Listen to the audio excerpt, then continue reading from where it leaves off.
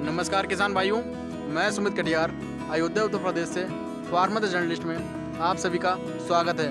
आज आपको बताएंगे लहसुन की खेती के बारे में, क्योंकि ये दिन पर दिन महंगाई को छू रहा है। इसलिए हमें अपने किचन गार्डन या कहीं भी जहाँ पे अन्य फसलों की खेती करते हैं उसके आसपास 1 या 2 मेड़ों में इसकी खेती करके या कितने बीज की आवश्यकता है, कैसे इसको लगाकर हम लोग अपने खाने के लिए इसको उगा सकते हैं।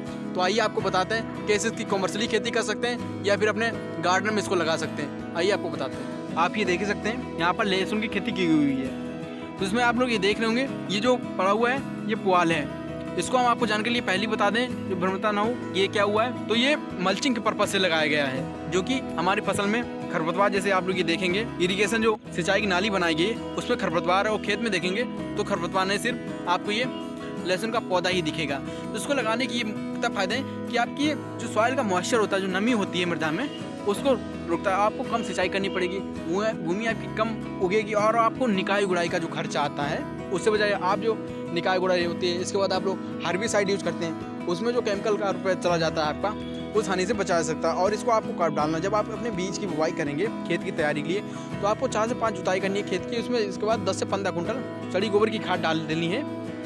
इसके बाद आपको बीज लेना है, जो लगभग 1 एकड़ की बात करें तो 250 से 300 ग्राम बीज की आवश्यकता पड़ेगी आपको। लगभग बीज वो क्यारी बना के इस प्रकार से आप अपने हिसाब से क्यारी बना सकते हैं। इसके बाद आपको क्या करना है, 3 से 5 सेंटीमीटर गहराई पर आपको बीज बो देना है, 30 × 15 सेंटीमीटर की ऊंचाई पर। और आप बात करते हैं किन वैरायटियों का आप लोग चुनाव कर सकते हैं, तो अब उसमें होगी भीमा पर्पल, इसके बाद यमुना सफ़ेद 1, यमुना सफ़ेद 2, यमुना सफ़ेद 3, यमुना सफ़ेद 4, 5।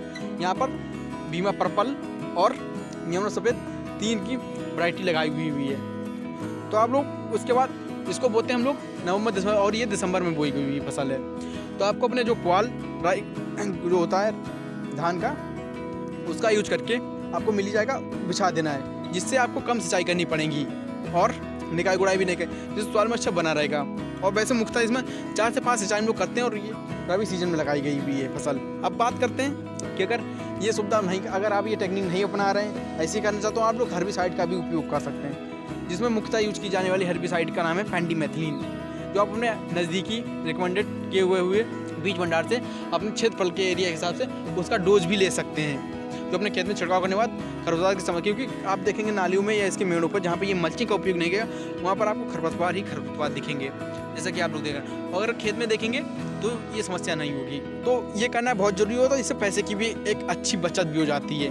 तो आप लोग ये टेक्निक अपनाकर अपने खेत में खेती करें, या फिर अपने नज़दीकी जो आप जहाँ खेती करते हैं, कॉमर्शियल रूप में नहीं करना, सिर्फ अपने लिए ही करना चाहते हैं, तो आप भी इस टेक्निक को अपना सकते हैं। तो इस प्रकार से खेती करके आप लोग एक अच्छा इसमें मुनाफा कमा सकते हो, अपने खाने पीने के लिए पैदा कर सकते हैं। इसी साथ किसान भाई इजाज़त दीजिए, मिलते हैं आपको अगले वीडियो में, तब तक के लिए इजाज़त दीजिए, धन्यवाद।